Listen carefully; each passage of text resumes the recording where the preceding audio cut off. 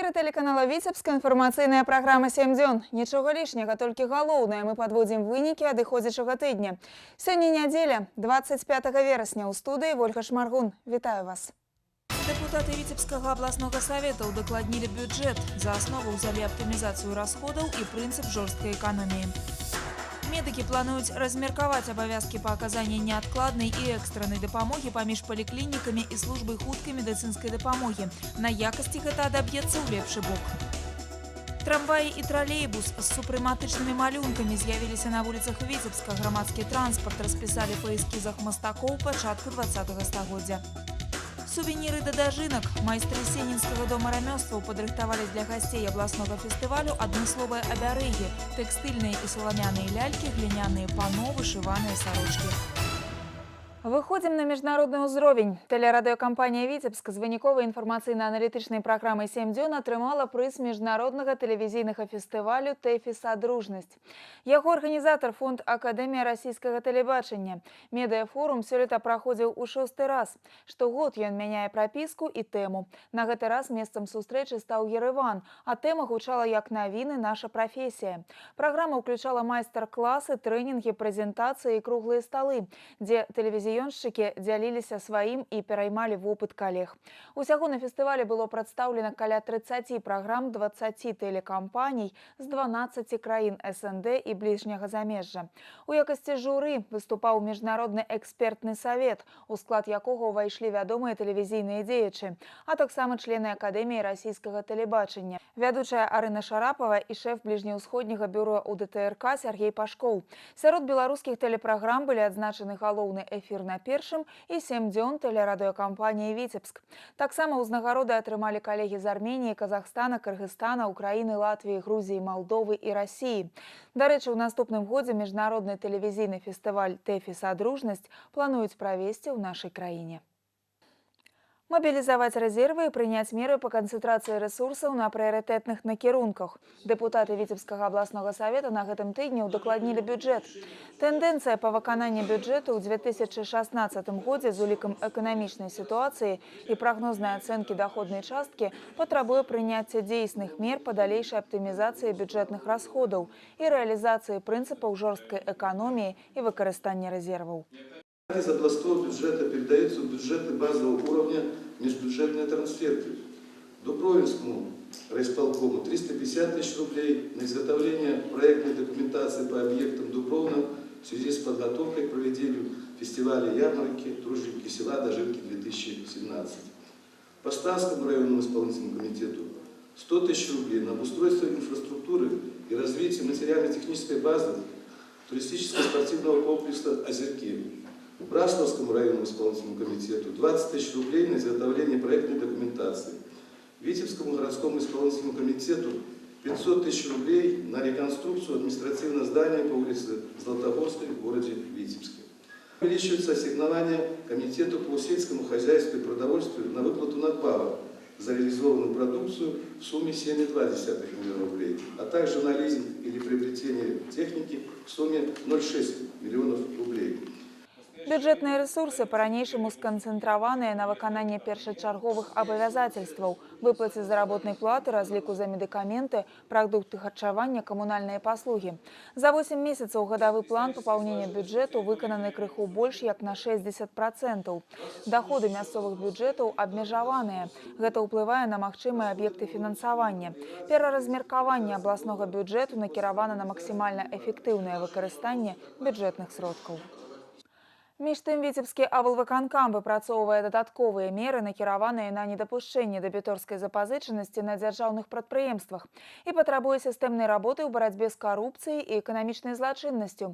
Пра гэта ішла размова на пасяджэнні аблвыканкама з удзелам прадстаўнікоў сілавых структур і ведомстваў. Падрабязнасці ў Інны Кірыенкавай.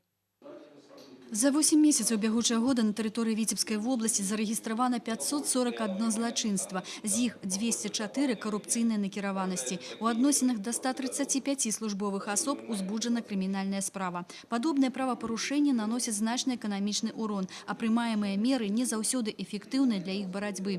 На думку праваахоўнікаў, менавіта ў сферы дзяржаўных закупак здзяйсняецца найбольшая колькасць карупцыйных злачынстваў. За весь 2015 год подразделением по борьбе с экономическими преступлениями области предотвращено причинение вреда на сумму более 93 миллиардов рублей. В текущем году в сфере государственных закупок сотрудниками УВД выявлено 9 преступлений, в то время как за весь 2015 год было выявлено всего 3 таких преступления. У вобласці адзначаецца рост такога злачынства, як адхіленне ад уплаты падаткаў. І гэта ў асноўным па віне кіраўнікоў прадпрыемстваў. Не скарачаецца і колькасць крымінальных спраў, звязаных з незаконнай прадпрымальніцкай дзейнасцю, асабліва на сельгаспрадпрыемствах, дзе па шэрых схемах вядзецца продаж жывёлы. Дарэчы, гэтая праблема стаіць вельмі востра. У многіх рэгіёнах назіраецца істотнае скарачэнне пагалоўя статку. І ўсё гэта робіцца з ведама кіраўнікоў на месцах. Органы пракуратуры настойваюць на тым, што трэба змяніць падыходы ў падборы кіруючых кадраў. При решении вопроса о продлении контрактов с работниками руководящих звена, выдвижении их на вышестоящие должности, необходимо в обязательном порядке учитывать состояние антикоррупционной работы в подчиненных коллективах, регионах, районах. В свою очередь, правоохранительным органам необходимо сконцентрировать внимание на законности действия должностных лиц при расходовании бюджетных средств, в распоряжении государственным имуществом, распределении земельных участков, таможенном оформлении грузов, взимании налогов и выдаче лицензий. Стоит навести порядок и в собственных рядах. В прошлом году привлечено 5 правоохранителей. Востра паўстае ў вобласці праблема крэдыторскай і дэбіторскай запазычанасці. Яе дапускаюць у асноўным прадпрыемстве дзяржаўнай формы ўласнасці. Зачастую вытворцы збываюць прадукцыю без папярэдняй аплаты, што яшчэ больш пагаршае эканамічную сітуацыю. Няма сістэмнай работы на прадпрыемствах па рэалізацыі прадукцыі. Снизьте себестоимость сегодня продукции, чтобы ваша продукция была востребована на рынке. Улучшится еще больше качество, чтобы за вашей продукцией стоял покупатель в очереди и продавайте ее по предоплате. И сразу снимутся все абсолютно проблемы.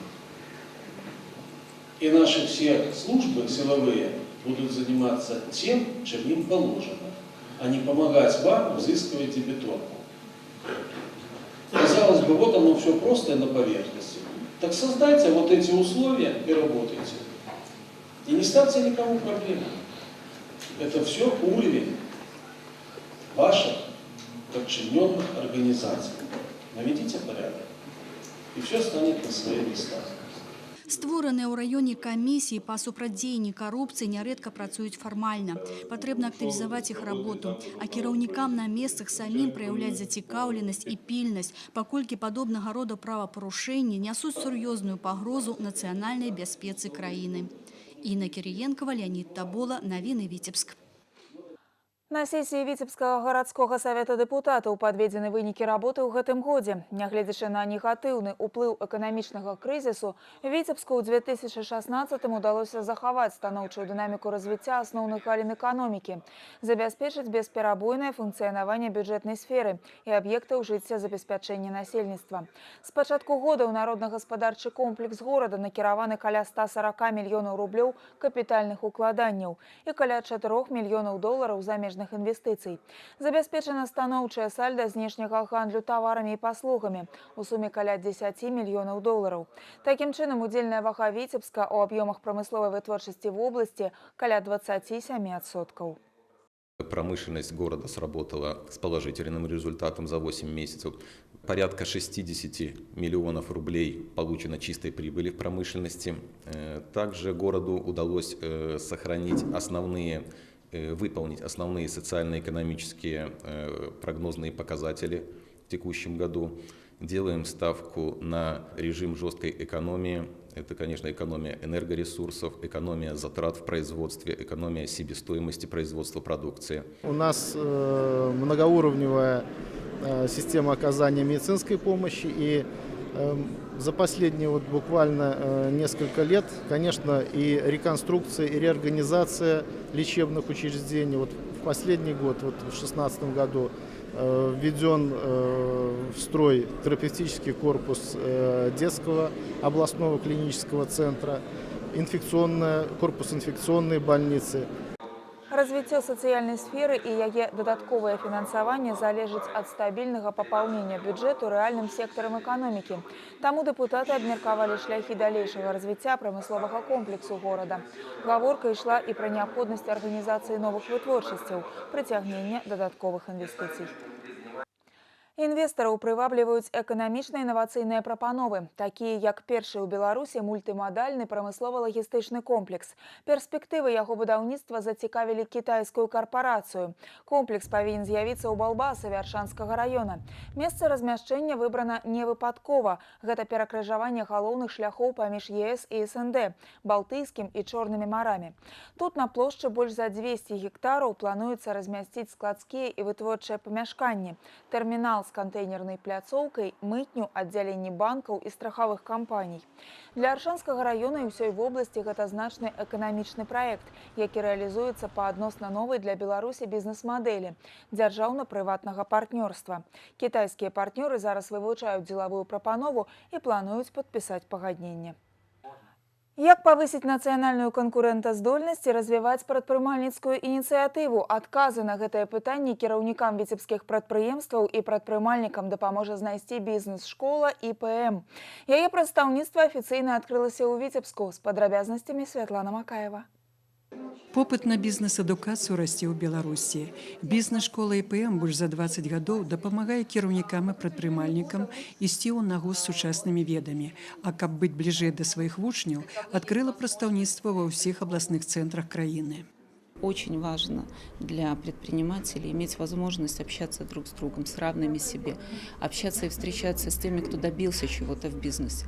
Средний и малый бизнес – это, скажем, такая кровь, которая может питать всю нашу страну и принести нам все вместе результаты процветания.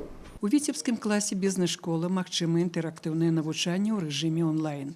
Разнабаковая дзейнасць віцебскага філіяла паспрыяе развіццю і ўмацаванню паспяховай прадпрымальніцкай дзейнасці ў рэгіёне. На периферии, в областных центрах очень мало структур, которые бы грамотно на современном уровне могли оказать услуги по повышению квалификации, по введению молодежи, особенно в современный мир бизнеса. Поэтому мы благодарны, конечно, ИПМ. Выпускниками бізнес-школы стали прадстаўнікі самых буйных кампаній. Вядомае будковае прадпрыемства толькі за апошнія 13 год накіравала на обучение больше за 150 своих специалистов. Есть чему поучиться и внедрить в бизнес.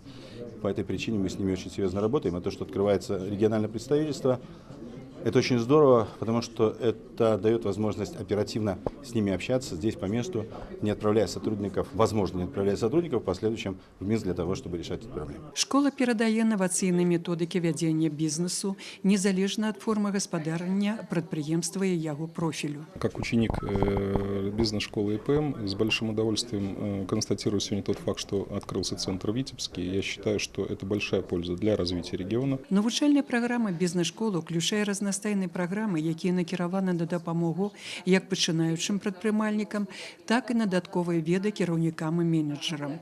На студэнцкую аўдыторыю разлічаны адкрытыя лекцыі па сучаснай эканоміцы і эканамічных даследаваннях. Светлана Макаева, Леонид Табола, навіны Віцебск. Пасеяць азімыя ў аптымальныя тэрміны з выкананнем тэхналогіі. Няпростая задача з-за надвор'я стаіць сёлета перад аграрыямі вобласці. Уборачная зацягнулася, гаспадаркі пазней звычайнага прыступілі да сяўбы азімых культур. І калі ў Полацкім, Дубровінскім і Аршанскім раёнах засеялі звыш 70% плошчаў, то ў астатніх рэгіёнах крыху больш за трэць. У цэлым па вобласці падмурак пад будучы ўраджай заклалі практычна на палову. Сёлета плануецца павялічыць азімы клін на 20 000 гектараў. Прыспешвае аграрыю і ўборка кукурузы, скошана каля 20% плошчаў. Ураджай гэтай культуры сёлета радуе. У Лепельскім раёне, да прыкладу, збіраюць больш за 400 цэнтнераў на круг. Адзначыў па тэлефоне першы намеснік старшыні Лепельскага райвыканкама Александр Быкаў. Урожай кукурузы в этом году у нас хороший. Где-то сейчас по району у нас больше 400 центнеров урожайность. Всеми силами привлекаем тут с района организации, помогают техникой для уборки кукурузы. У нас посеяно кукурузы 2900 гектар. Вот уже 30% мы убрали. Около 1000 гектаров, там уже 1000, можно сказать, гектар мы уже убрали. кукурузный силос – это энергия для животных, чтобы молока побольше давали. И надо успеть фазы заготовить молочно-восковая, чтобы была фаза самого зерна. Ну, у нас практически так она сейчас и есть. Думаю, что числу к 15 октября должны полностью завершить уборку кукурузы. Люди были заняты на уборочной, и затянулось немножко сева озимых зерновых. Ну, сейчас мы уже темпы немножко увеличили. Я думаю, что к 1 числа то, что запланировали посеять, думаю, должны посеять.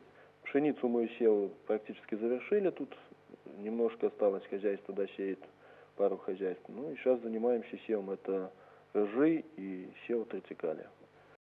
Больш мінулагодняга збіраюць сёлета і бульбы. У сярэднім па вобласці гэты паказчык складае 307 цэнтнераў з гектара. Убраны каля 200 тысяч гектараў плошчаў, а гэта каля 70%. Сабрана каля 60 тысяч тонн клубняў. Добра ўрадзіла на палетках вобласці морквы і буракі. Ураджайнасць гародніны таксама перавышае мінулагоднюю больш чым на 100 цэнтнераў. І сёлета складае каля 400 цэнтнераў з гектара.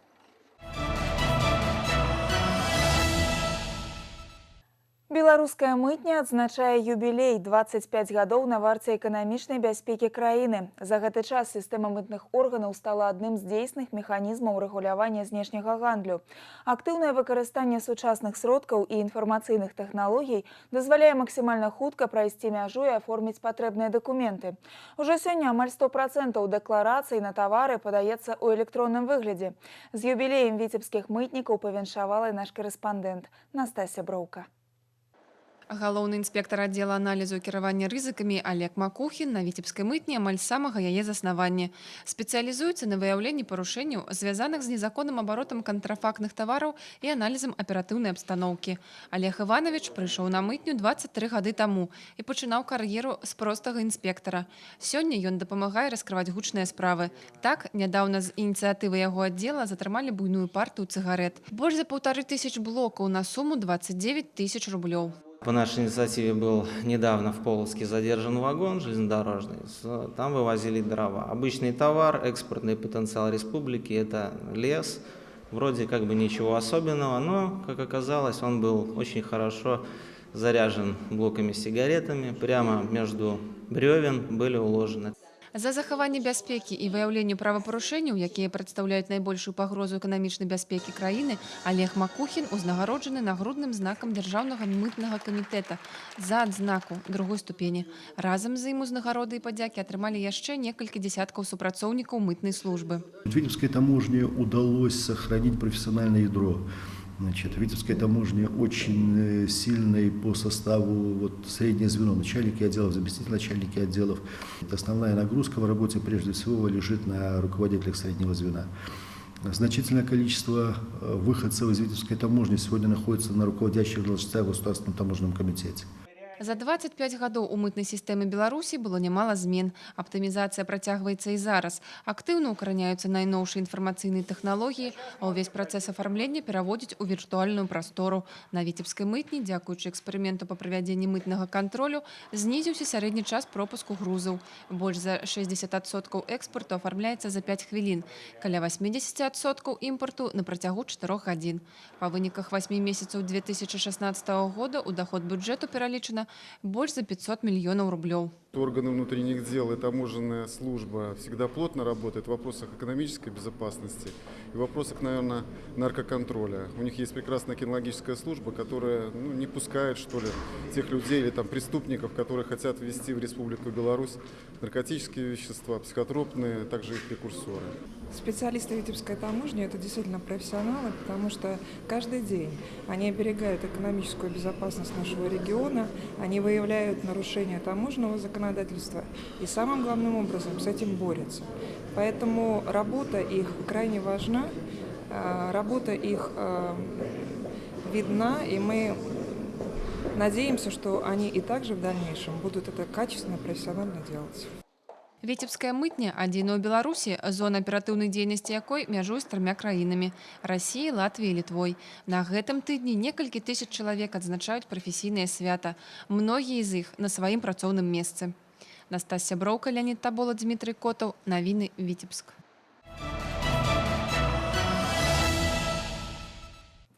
Віцебшчына ў 10-й раз прымала ўдзельнікаў велапрабегу саюзнай дзяржавы. Ён праходзіў пад дэвізам «Моладзь Расіі і Беларусі. Дарога ў будучае саюзнай дзяржавы». Веласіпедысты пабывалі ў некалькіх гарадах Беларусі і Расіі. Стартаваў велапрабег у Смаленску. Сёння завяршыўся ў Глыбокім. Наша здымачная група сустрэла інтэрнацыянальны пелатон у Оршы. Падрабязнасці ў матэрыяле Сергея Мисурагіна. Да юбілейнага велапрабегу расіяне і беларусы ў парта рыхтаваліся на працягу некалькіх месяцаў, бо пераадолець трэба не 100 кіламетраў. Таму і патрабаванні да веласіпедыстаў самыя высокія. Тут з горным веласіпедам трэба сябраваць, быць моцным, спрытным і трывалым, а яшчэ пакінуць сілы на патрыятычную, спартыўную і культурную праграмы. А гэта разнастайныя акцыі, флешмобы, экскурсіі. У Оршы веласіпедысты сустрэліся са студэнтамі беларускіх і расійскіх ВНУ, якіх аб'яднаў моладзевы турузлёт на беразе Дняпра. Мы с удовольствием приобретаем новых знакомых. Кроме того, это еще и патриотическое мероприятие. Мы с большой радостью принимаем участие в таких акциях, в митингах. Ездим по местам воинской славы, повидали очень много, были в Могилеве. Ваше гостеприимство очень нам понравилось. Падчас сустрэчы Оршы удзельнікі маштабнай акцыі абмеркавалі пытанне міжнароднага моладзевага супрацоўніцтва. Будущее союзного государства именно в молодых людях, и такие мероприятия не позволяют нам надеяться, что фундамент дальнейшего сотрудничества Республики Беларусь, Российской Федерации, с учетом того, что именно молодым строить будущее, как говорится, у нас есть. Наведаць новыя мясціны і атрымаць незабыўныя ўражанні. Удзельнікі моладзевага велапрабегу яшчэ не хутка змогуць перавесці дух. Іх маршрут ляжыць праз паўночную сталіцу Беларусі Віцебск, завітаюць веласіпедысты і ў самы старажытны горад краіны Полацк, а ў нядзелю яны фінішуюць у Глыбокім. Сергей Мисурагин, Александр Петровецкий, навіны Орша. Арыгінальную ідэю па прафілактыцы правапарушэнняў сярод непаўналетніх рэалізавалі ў Віцебску работнікі пракуратуры і выхаванцы дзяржаўнага тэхнічнага каледжа. Замест павучанняў дарослыя прапанавалі падлеткам узяць у рукі стамескі і высветліць, хто лепей валодае сталярнай справай. Наш корэспандэнт Сергей Мисурагин упэўніўся, пракуроры асабістым прыкладам вучаць, як можна з карысцю бавіць вольны час і рабіць карысныя рэчы. Зараз у Віцебску на ўліку ў інспекцыі па справах непаўналетніх больш за 500 падлеткаў. Сустрэчы з імі, размовы, гутаркі, традыцыйныя прафілактычныя мерапрыемствы. Але лепшы настаўнік – асабісты прыклад. Віцебскія пракуроры вырашылі паказаць падлеткам, як з карысцю бавіць вольны час і рабіць карысныя рэчы. Запрасілі хлопцаў, якія маюць адміністрацыйныя парушэнні, паўдзельнічаць у конкурсе на лепшага сталяра. Незвычайная ідэя знайшла падтрымку ў дзяржаўным тэхнічным каледжы. Дарэчы, гэта самая вялікая профільная навучальная установа в области. Тут займаются 1600 навучэнцаў и амаль трэць з іх непаўналетнія. Было принято решение совместно с руководством данного учреждения образования об участии в этом конкурсе и прокурорского работника. Поэтому, так сказать, прокуратура города не только словом, но и делом может показать то, куда нужно направлять энергию в свободную от работы либо учебы время. Дырэктар тэхнічнага каледжа Александр Лысякін нефармальны падыход да сваіх навучэнцаў толькі вітае. Кіраўніцтва навучальнай установы пастаянна кантактуе з работнікамі прокуратуры, і за апошні год колькасць навучэнцаў, якія знаходзяцца на ўліку ў праваахоўных органах, скарацілася ў разы. 1,5 года назад у нас 35 участников состояло на учете в инспекции по делам несовершеннолетних. Сегодня мы имеем уже меньше 10, а при этом контингент участников вырос, и мы имеем сегодня в колледже 1600 участников. Было у нас там 800.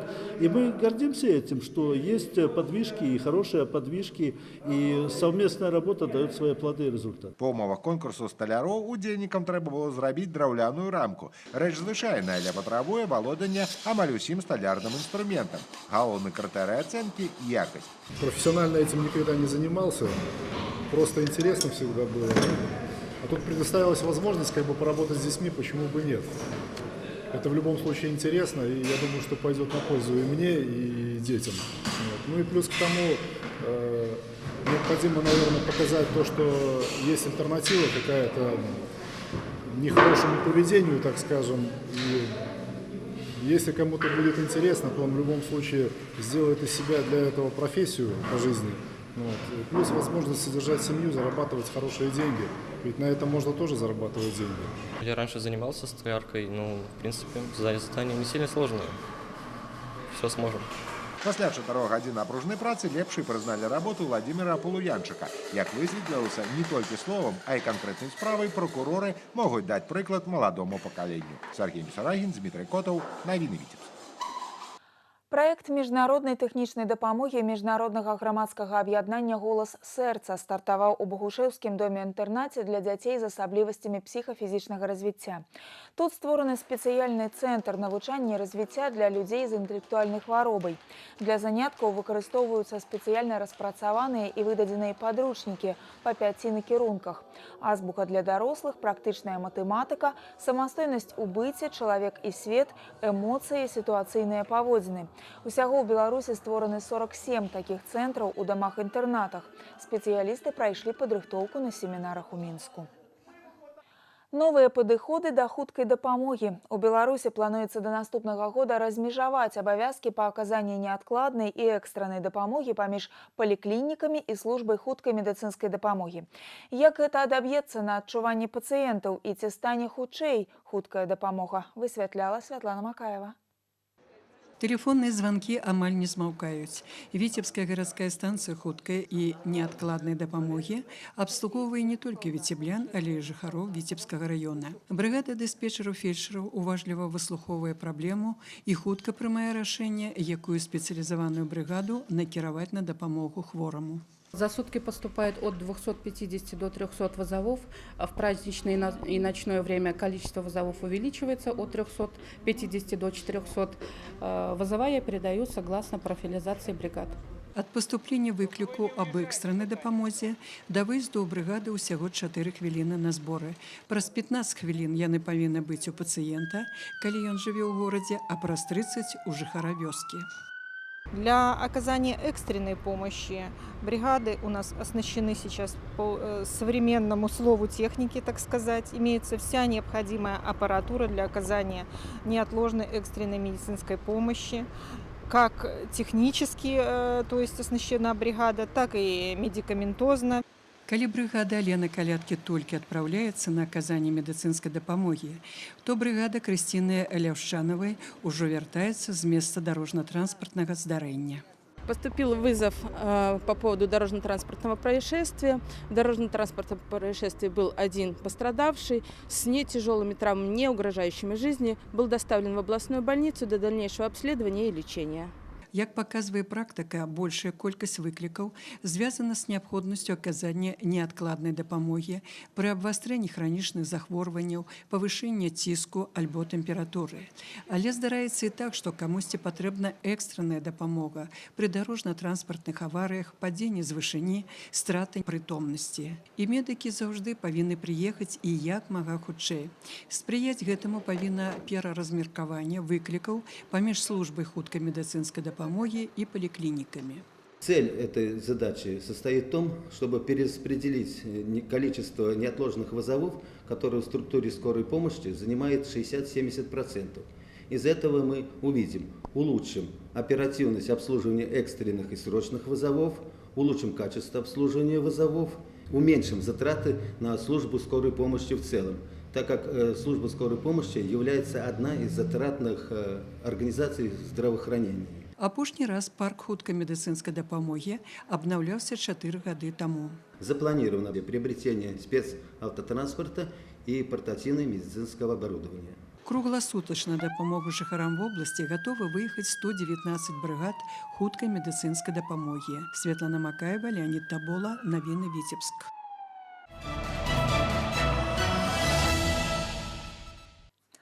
Віцебская вобласць на гэтым тыдні далучылася да дня без аўтамабіля. Без аўтатранспарту немагчыма ўявіць сучаснае жыццё.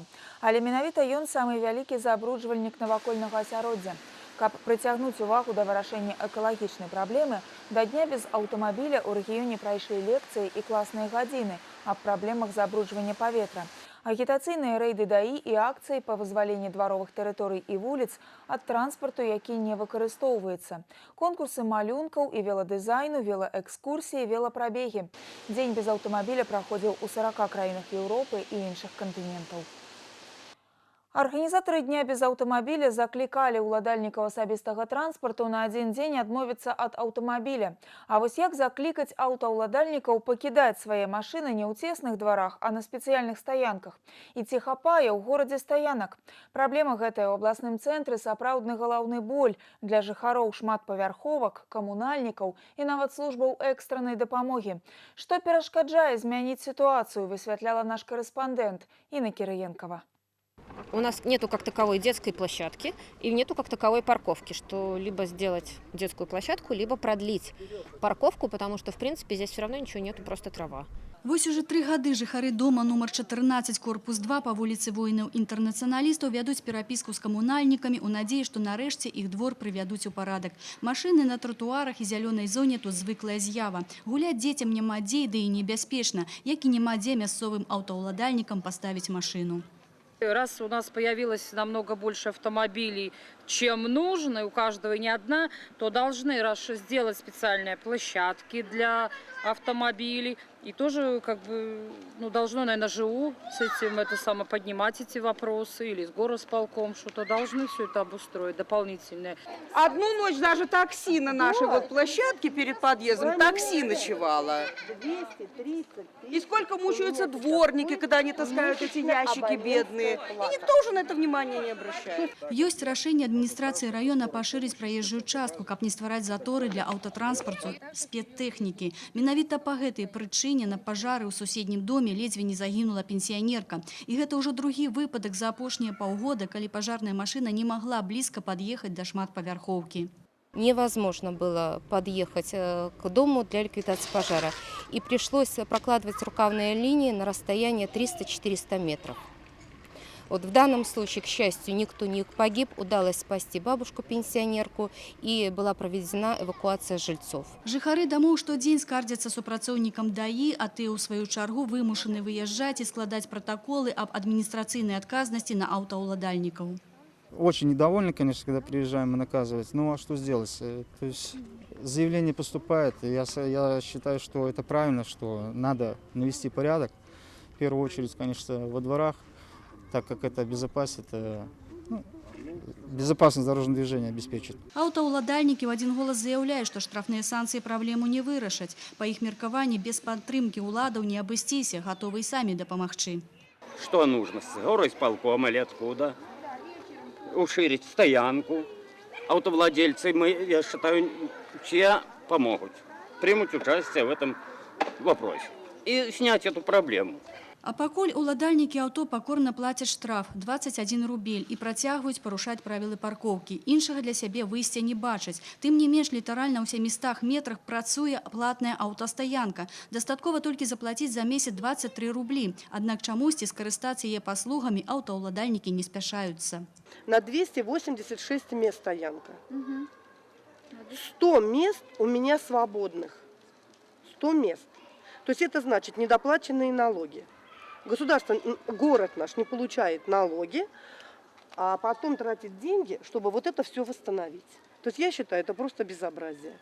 Між іншым, жыхары спадзяюцца, што сёлета ім правядуць рамонтныя работы. Толькі пакуль невядома, колькі часу трэба чакаць. А тут вообще не проект. Был бы высокий бордюр, они бы здесь не стояли. Правильно? У гарадской камунальнай службе праблему ведаюць. Актуальная яна ў асноўным для домоў старой забудовы, а іх у горадзе большасць. Увеличить площади парковок в существующих дворах возможно только при комплексном благоустройстве придомовых территорий. Однако реконструкция придомовых территорий, она не в полной мере решает проблему парковок и увеличения ширины проездов для автомобилей, так как сложившаяся планировка застройки жилых микрорайонов этого не всегда позволяет. І тут паўстае пытанне, а чаму б аўтаўладальнікам не пакідаць аўтамабілі на платных стаянках? Глядзіш, не трэба было плаціць штрафы. Дзеці гулялі б на зялёных газонах. Зручна і камфортна было б усім. З другога боку, ці ад кожнага дома непадалёк ёсць даступныя і зручныя аўтастаянкі? Таксама пытанне. Інна Кірыенкова, Леонид Табола, навіны Віцебск. Сага пра падвал. У Віцебску жыхары шматпавярхоўкі на вуліцы Гагарына некалькі гадоў пакутавалі ад каналізацыйных пахаў з падвала. Звароты да супрацоўнікаў ЖЭУ асаблівых змен у жыццё ўласнікаў кватэр не прыносілі. Сантэхнікі ліквідавалі толькі наступствы затапленняў, а вось капітальна ў праблеме не разбіраліся. Наша здымачная група дапамагла вырашыць спрэчнае пытанне з непрыемным пахам. В окнах гэтага пад'езда адкрыты амаль круглыя суткі, а ўсё таму, што падвал цвіце і пахне. Праўда, праветрыванне ратуе ненадоўга. Устойлівы непрыемны пах затопленага падвала ўжо даўно прапісаўся ў кватэрах. Больш за ўсіх пацярпелі жыхары першых паверхаў. Тут ад каналізацыйных пахаў не дапамагаюць нават адчыненыя вокны. Затопляет не то, что чуть-чуть, а масштабно. Идет запах, который попадает в квартиры, в тамбуры. Нельзя не хранить ни вещи в тамбуре оставить, потому что пропитываются запахом до такой степени, что потом просто носить невозможно. В квартиру люди приходят чужие, гости, какие-то там проверяющие с колледжа, школы. Стыдно привезти в квартиру, потому что стоит запах. Постоять возле подъезда невозможно, потому что запах, вонь, сырость, и надоело этим дышать. Я живу на 8-м этаже, даже там запах. Муж заходит, тамбур открывает, уже идет весь запах в дом. З кожным годам сухі перыяд у падвале станавіўся ўсё карацей і карацей. Калі раней аварыйная служба адпампоўвала ваду раз у месяц, то ўжо гэтым летом прыязджала некалькі разоў на тыдзень. Она останавливается, потому что низкий уровень уклона, и даже банально, любой мусор там или песок, он просто ложится илом на дно и останавливает ее каждую неделю. Получается, жильцы на навозной куче живут в центре города. Это никуда не годится. Не их это вина, это техническая ошибка. Вось толькі тэхнічную работу над памылкамі віцебскі ДСК ўжо не зробіць. Гарантыйны тэрмін шматпавярхоўкі скончыўся яшчэ ў сакавіку 2012-го. Зараз усе дэфекты, якія не заўважылі жыхары і якія не далі пра сябе ведаць у перыяд гарантыі, пераходзяць у спадчыну ЖКГ. Гарантийный срок по данному объекту составлял 2 года. Устранение дефектов скрытых ДСК устраняет в течение гарантийного срока. А обслуживание жилых домов осуществляет эксплуатирующая организация. У праблеме прыйшлося разбірацца ЖЭУ нумар 24. Сантэхнікі моцна не напружваліся і некалькі год ставілі адзін і той же дыягназ. Ва ўсім вінаватыя жыхары, таму што каналізацыяй карыстацца не ўмеюць. Аднак дзіўна выходзіць, у першым пад'ездзе ўмеюць, а ў чацвёртым не. Пасля таго, як падвал пачаў зацякаць кожныя 3 дні, у сваёй адназначнай версіі засумняваліся нават камунальнікі. Разбірацца з праблемай пачалі хутчэй, як толькі яна трапіла ў цэнтр увагі журналістаў. При обследовании было установлено, что имеется контруклон, просадка трубопровода канализационного. Сейчас уже заказаны материалы для замены дефектного участка. Будет выставлен уклон. Думаю, что залитие больше не повторяться. Жыхары 4-го пахучага пад'езда апраўданыя, але апраўдання будаўнікам і камунальнікам, якія адмахваліся ад людской праблемы, няма. Даўно б маглі высветліць прычыну і выправіць памылкі. Настасья Броўка, Дмітрый Котаў, Леонид Табола. Навіны Віцебск.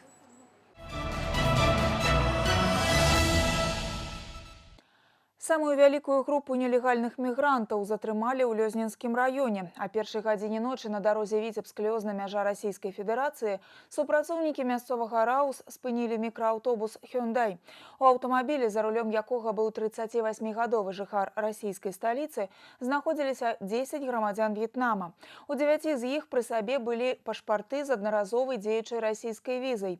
Віз Рэспублікі Беларусь не было. Среди граждан Вьетнама было 8 мужчин и 2 женщины. Возраст данных иностранцев колебался от 17 до 54 лет. В связи с тем, что в действиях данных иностранцев были нарушения миграционного законодательства Республики Беларусь, они были привлечены к административной ответственности по части 1 статьи 2355 Кодекса Республики Беларусь об административных правонарушениях.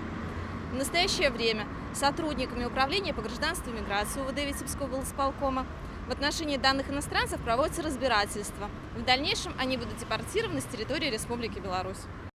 Гэта найбольш буйное з пачатку года затрыманне замежных грамадзян, якія спрабавалі нелегальна трапіць у нашу краіну.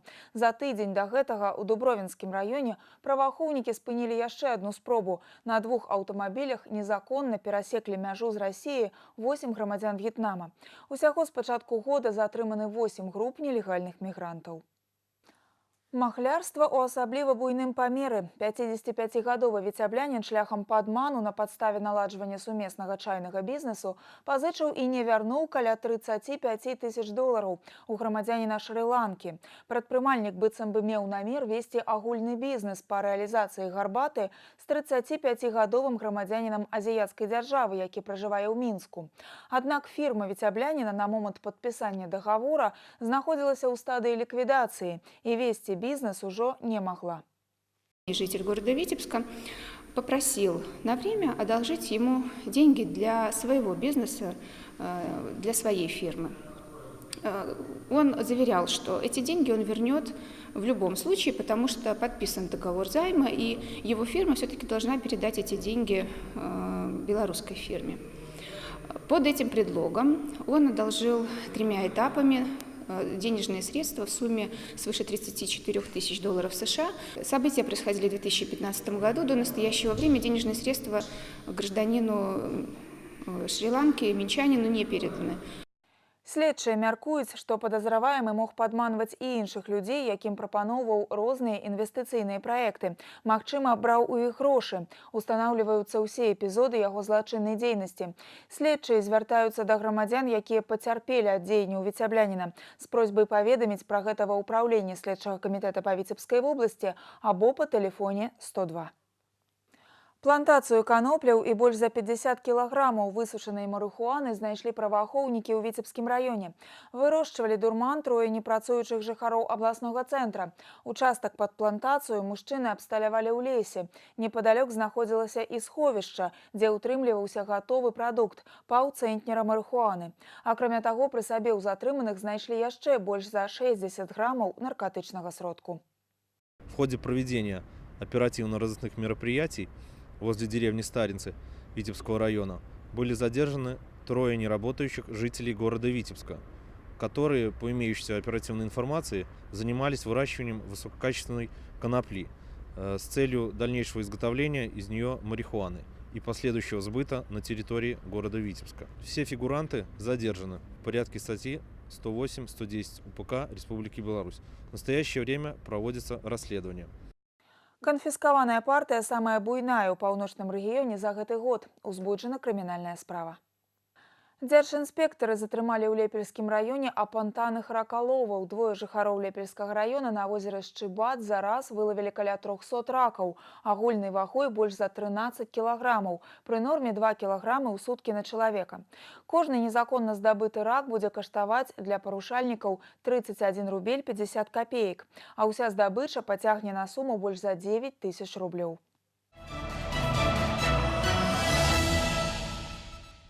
Музей Марка Шагала ў Віцебску адзначыў 25-гадовы юбілей. Дом, дзе прайшло дзяцінства майстра на беразе заходняй Двіны ў пачатку 20-го стагоддзя, пабудаваў яго бацька. Сёння мемарыяльны музей на Пакроўскай з асабістымі рэчамі жывапісцы наведваюць больш за 20 тысяч турыстаў у год. А ў фондах арт-цэнтра Марка Шагала захоўваюцца ксілаграфія, форты і акватынты, самыя раннія творы і апошняя графіка чараўніка васільковага горада. Усяго больш за 300 работ. Славіцца галерэя не толькі велізарнай калекцыі шэдэўраў, а і навукова-даследчай працай. Тут ладзяцца пленэры і шагалаўскія чытанні з удзелам літаратараў, мастацтвазнаўцаў і гісторыкаў. Свой 25-й дзень нараджэння музей Шагала ў Віцебску адзначыў тэатральнай пастаноўкай пра жыццё мастака, які перавярнуў свет мастацтва. У пятніцу на вуліцы Віцебска выехалі незвычайныя трамваі і тралейбус з супрэматычнымі малюнкамі па эскізах, створаных яшчэ Казімірам Малевічам. Так стартаваў праект «Гісторыка-культурная спадчына творчага аб'яднання «УНОВІС» – развіццё культурнага кода Віцебска. Яго аўтары спадзяюцца, што гараджане ацэняць і падхопяць ідэю, каб захаваць багатую культурную і гістарычную спадчыну свайго горада. Очень важно, чтобы каждый житель города Витебска гордился своей историей. Поэтому в проекте «Историко-культурное наследие УНОВИСа как код Витебска» Одна из самых главных задач – это чтобы жители города ценили, знали, любили свою историю. И для этого нам, конечно, нужно признание этого наследия на национальном уровне. Это внесение в список историко-культурных ценностей Республики Беларусь, в список ЮНЕСКО. Это раскрытие на улицах города объектов, которые художники города создадут по мотивам. Это будет не копия, это будет формирование нового визуального кода Витебска. В этом проекте наша история. А город, жители города должны ее знать и помнить. Поэтому проекту быть, проекту жить. Запуск супрэматычных трамваяў і тралейбуса сталі кульмінацыяй дзён еўрапейскай спадчыны ў Беларусі. Яны ў гэтым годзе праходзяць у розных краінах, якія падпісалі еўрапейскую культурную канвенцыю Савета Еўропы. У трамваю, прасякнутым духам супрэматызму яшчэ да афіцыйнага запуску, першым праехаў Артур Смалякоў. Ён ведае, як і хто распісаў грамадскі транспарт Віцебска. Авангардные формы замест бортового нумара, супрэматызм замест рэкламы. Арыгінальныя варыянты роспісу грамадскага транспарту Ніна Коган і Казімір Малевіч стварылі яшчэ ў 1920-м. Амаль праз стагоддзя іх ідэю ўвасобілі ў жыццё віцебскія дызайнеры. Гэтыя эскізы ў пачатку 20-га стагоддзя зрабілі ўдзельнікі творчага аб'яднання «Уновіс», каб упрыгожыць Віцебск да свята 1 мая. А ператварыць сучасныя трамваі і тралейбусы ў творы мастацтва ўзяліся выкладчык кафедры дызайну Віцебскага тэхналагічнага універсітэта Ілля Гурко і настаўнік гарадскога каледжа культуры Сцяпан Драздоў. Аўтары адаптавалі графіку пачатку 20-га стагоддзя пад сучаснасць. Мы решили это все адаптировать под современный лад. То есть у нас современный транспорт, современные средства для создания эскизов, вот, и исходник, который был придуман 100 лет назад. То есть мы сейчас, как-то, можно сказать, воплощаем мечту Малевича оформить город. Для маладых талентаў гэта не першы сур'ёзны выклік. 3 гады таму рабілі дэкарацыі для фільма Александра Міты «Шагал Малевич». Стары горад, створаны рукамі віцебскіх дызайнераў, заварожваў, а іх палотны, здавалася, толькі выйшлі з-пад пензля самога міфатворцы. Мы разрабатывали полностью все декорации, оформление города, транспаранты, вот, ну и там еще разные элементы. И броненосец, на котором в конце фильма там Шагал выступал вместе с оркестром. Новы праект дызайнераў – гэта не толькі супрэматычны крэатыў на дзвярах грамадскага транспарту. Тут і цытаты з трактатаў Малевіча, і інфармацыя пра аўтараў арыгінальных эскізаў, і даведка аб сучасным праекце. Абодва трамваі і тралейбус адправіліся не толькі перавозіць, а і адукаваць пасажыраў. Мы пишем какие-то слоганы, какие-то пояснительные вещи. Будет внутри трамвая листовка, где будет расписано, что это, зачем это делается. Такие трамваи просто-напросто не могут не понравиться нашим пассажирам, нашим гостям. Расширится познание о Витебской художественной школе, что, конечно, поспособствует и притоку туристов, и привлекательности к нашим достопримечательностям, и к нашему городу Витебску. Незвычайны праект для маладых віцебскіх дызайнераў, адкрыццё мінулага зразумелага новаму пакаленню, а адаптацыя эскізу грамадскага транспарту векавой даўніны ў сучасным горадзе – спосаб яшчэ раз нагадаць людзям пра таленавітых землякоў, творчасць якіх стала сімвалам сусветнай культурнай спадчыны. Артур Смалякоў і Сергей Котаў, тэлерадыёкампанія «Витебск». Новыя факты ў вывучэнні гісторыі найстаражытнейшага горада Беларусі. У Полацку падчас археалагічных раскопак на глыбіні больш за 2 метры знайшлі фрагменты абарончага збудавання і частку некалі жылой пабудовы. Знаходкі датуюцца 16-17 стагоддзямі. Усяго падчас экспедыцыі знойдзены каля 400 артефактаў. Як упэўніліся нашы карэспандэнты, яны дапамогуць удакладніць карціну сярэднявечнага горада. Сама побудова ширину має каля 4 метрів. Ось, ну, орієнтировочно в глибину, я думаю, так само може бути від 3,5 до 5 метрів. Вось так, сантиметр за сантиметром студэнты і выкладчыкі Полацкага дзяржуніверсітэта дайшлі да глыбіні больш за 2,5 метра. Зараз на паверхні адразу некалькі маштабных адкрыццяў. Абарончая сцяна верхняга замка, старажытнага полацкага дзядзінца і фрагменты некалі жылой пабудовы. Унікальныя артефакты датуюцца 16-17 стагоддзямі. Яны дазваляюць уявіць больш поўную карціну забудовы і абарончых умацаванняў самага старажытнага горада Беларусі. Что тычыцца абарончых умацаванняў, нами выяўлены шэраг насцілаў, драўляных насцілаў з дошак, відавочна, якія былі пры гароднях, для того, каб маглі абаронцы падступаць бліжэй да абарончай сцяны. Акрамя таго, ось на месцы гэтай гародні была выяўлена вялікая магутная печ 16 стагоддзя, якая выкарыстоўваецца для абароны. Магчыма падаграваць там, скажем, котлы з нейкім варам, каб яго пасля выкарыстоўваць для супраць ворага. Тэрыторыя верхняга замка фармавалася некалькі стагоддзяў. Ён быў акружаны валам, драўлянымі сценамі і вежамі. Да 17 стагоддзя верхні замак адміністрацыйны і культурны цэнтр Полацка. Тут жылі прадстаўнікі мясцовай шляхты, духавенства і рамеснікі. Пацвярджаюць гэта і знойдзеныя падчас экспедыцыі артефакты. Дарэчы, толькі індывідуальных знаходак амаль 400. Ёсць і масавыя фрагменты разнастайных упрыгожванняў, посуду, зброі.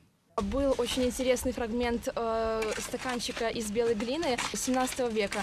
Очень понравилось то, что были необычайно красивые узоры, то есть очень поразило то, что хорошо сохранился.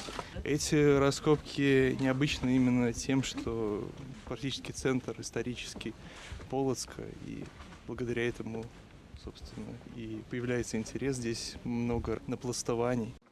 Археалагічныя раскопкі ў Полацку працягнуцца да канца верасня. За гэты час удзельнікі экспедыцыі плануюць паглыбіцца яшчэ на некалькі метраў, да пласту 11 стагоддзя. Усе знаходкі спецыялісты дасканала вывучаць. Юлія Устінова, Марына Рамановска, Александр Петравецкі. Навіны Полацк. Майстрыхі Сенінскага дома рамёстваў таксама дасканала вывучалі спадчыну сваіх продкаў, каб падрыхтаваць сувеніры ручной работы да абласнога фестывалю працаўнікоў вёскі. Сімволіка свята ўраджаю з'явілася на саламяных і тэкстыльных ляльках, керамічных фігурках і вышываных сарочках. Ніводны ўдзельнік і госць дажынак у сянне не застанецца без адмысловых абярэгаў. У гэтым упэўнілася наша здымачная група. Вырабам дажынкаўскіх сувеніраў майстры Сенінскага дома рамёстваў Інна Стачынская і Валянціна Грыбоўская заняліся яшчэ месяцы 4 таму. Працэс працаёмкі, адну такую саламяную ляльку рабіць 1,5 тыдня.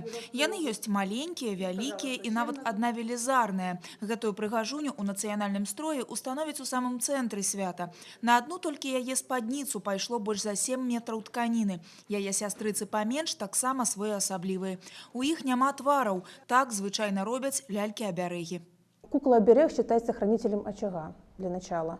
Это кукла-помощница хозяйки, это кукла, которая способствует тому, чтобы в семье был достаток, благополучие, чтобы здоровье, детки не болели. Ну, как бы это все именно благо в дом. Свайго дажынкаўскага часу чакаюць таксама керамічныя пано, гліняныя жбаны, фігуркі мясцовага персанажа Сені Сенінскага, а яшчэ эксклюзіўныя льняныя сарочкі-вышыванкі з тканымі паясамі. Такіх зрабілі ўсяго 5. У вышыўцы традыцыйныя 4 колеры, якія здаўна выкарыстоўвалі на Сеніншчыне – чырвоны, чорны, жоўты і сіні. Акрамя таго, задоўга да свята ўраджаю майстрыхі дома рамёстваў распачалі акцыю «Садчом ручнік разам». Свае ніці ў саматканае палатно дадалі больш за 100 месячаў. Подбиваем сильнее, не боимся. Сильнее, сильнее. У стварэнні сенінскага ручніка прымае ўдзел тэлерадыёкампанія «Віцебска». Ручнік са своеасаблівай сімволікай даўжынёй 5 метраў плануюць упрыгожыць карункамі і падарыць кіраўніцтву раёна. Наша идея была соткать дожиночный рушник. И символы, которые вот здесь вот заложены в этом узоре, это, конечно, символ трудолюбивого человека, символ урожая, символ добробыта. Вся вот эта информация заложена, конечно, в этом рушнике. Вся энергия, все наши добрые пожелания, чтобы этот рушник был оберегом для нас и для нашего района уже как бы на всю жизнь. Нацыянальны арнамент у Сянно не толькі на рушніку і адмысловых сувенірах. На цэнтральнай плошчы горада стаіць помнік беларускаму арнаменту. Менавіта мясцовая ураджэнка Матрона Маркевіч аўтар узору «Узыходзячае сонца», які сёння выкарыстоўваецца на беларускім сцягу. Арнамент быў знойдзены ў архівах і першапачаткова прызначаўся для жаночай вопраткі. Таму рукатворных тэкстыльных лялек у вышытым нацыянальным адзенні на Сенніччыне нездарма называюць матронамі. Вольга Шмаргун, Леонид Табола, навіны Сянно.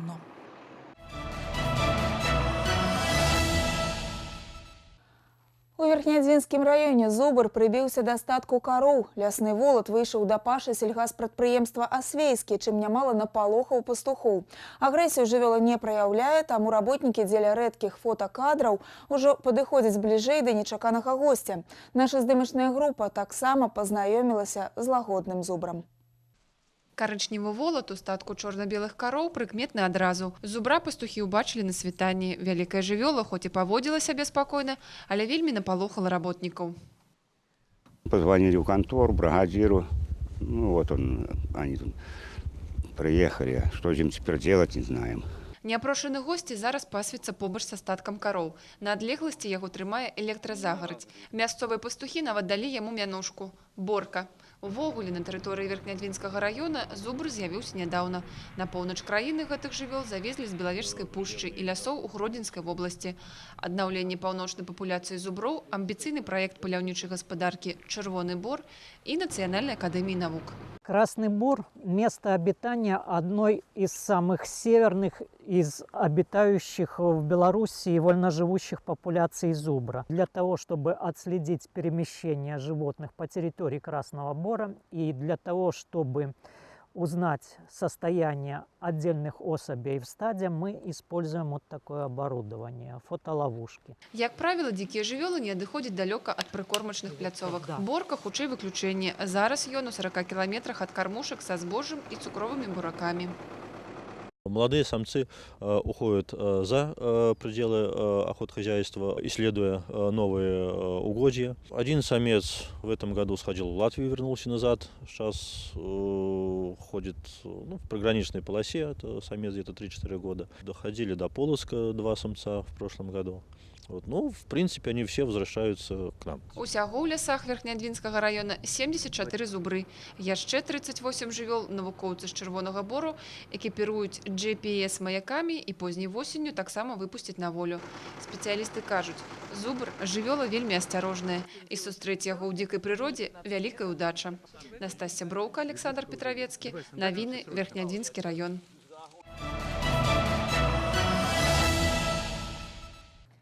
Футбол, хоккей і бокс. Менавіта ў гэтых відах спорту атлеты Віцебскай вобласці на наступным тыдні павінны будуць праявіць сябе. Прычым здабываць ачкі нашы землякі будуць на чужых пляцоўках і стадыёнах. Чэмпіянат краіны па футболе выходзіць на фінішную прамую, а таму ачкі нашым камандам патрэбны як глыток свежага паветра. Асабліва гэта тычыцца навапалачан, якія могуць развітацца з вышэйшай лігай. У хакеістаў нацыянальнае першынство толькі пачалося, а таму глобальных задач перад Віцебскам і хімікам СКА не стаіць. А вось баксёрам трэба рашыць сур'ёзную праблему. Яны ўжо забыліся, як станавіліся прызёрамі нацыянальных спаборніцтваў. Але аб усім па парадку. 29 верасня пройдзе чарговы тур хакейнага першынства ў экстралізе. Клубы Віцебскай вобласці чакае выезд на поўдзень краіны. Каманда абласнога цэнтра памерацца сіламі са жлобінскім металургам, а хімік СКА высветліць адносіны з Гомелем. Сапернікі нашых землякоў маюць медальныя амбіцыі і будуць імкнуцца не пакінуць гасцям ніводнага шанса. А яны шансы заўсёды ёсць. Металург і Гомель не так моцна, як заўсёды стартавалі ў розыгрышы, а значыць і ў іх ёсць слабыя месцы. 1 кастрычніка нашы землякі памяняюцца сапернікамі. Гамельчане прымуць Віцебск, а ў жлобін наведаюцца навапалачане. Цяпер да спраў футбольных. 1 кастрычніка пройдуць матчы 24-го тура нацыянальнага першынства. Новаполацкаму нафтану на выездзе трэба будзе знайсці ключы да абарончых парадкаў няўступлівага граніта. У першым крузе сапернікі згулялі ўнічыю, а зараз суседнічаюць у падвале турнірнай табліцы. Адным словам, гэта будзе сустрэча за 6 ачкоў. І Віцебску трэба будзе рашыць не менш складаную задачу. Дынама Мінск ідзе на 3-е месца ў розыгрышы, і сталічныя футбалісты футболисты не збираюцца збаўляць абароты. У першым крузе яны абагралі віцеблян і цяпер пастараюцца зрабіць гэта перад сваімі фанатамі. А таму трэнеру Сергею Ясінскаму трэба паламаць галаву, які сюрпрыз падрыхтаваць для сапернікаў. І завяршу спартыўны анонс навінамі боксу. З 26 па 30 верасня ў Гомелі пройдуць алімпійскія дні майстроў скураной пальчаткі. Зборная Віцебскай вобласці адпраўляе на турнір каманду з 10 чалавек пад кіраўніцтвам старшага трэнера Сергея Ермашкевіча. Справа ў тым, што нашы землякі ўжо некалькі гадоў застаюцца за рысы прызёру. І цяпер стаіць задача пазмагацца за медальны п'едэстал. Уладальнікам ганаровай узнагароды прыза міжнароднага тэлевізійнага фестывалю «ТЭФІ Садружнасць-2016» стала выніковая інфармацыйная праграма «7 дзён». Гэтая ўзнагарода многа значыць для кожнага з нас, для карэспандэнтаў, вядучых, рэжысёраў і аператараў. Для ўсіх, хто робіць навіны, бо навіны – гэта наша прафесія. Гэта была інфармацыйная праграма «7 дзён». Убачымся ў наступную нядзелю і зноў будзем падводзіць вынікі адыходзячага тыдня. Да сустрэчы!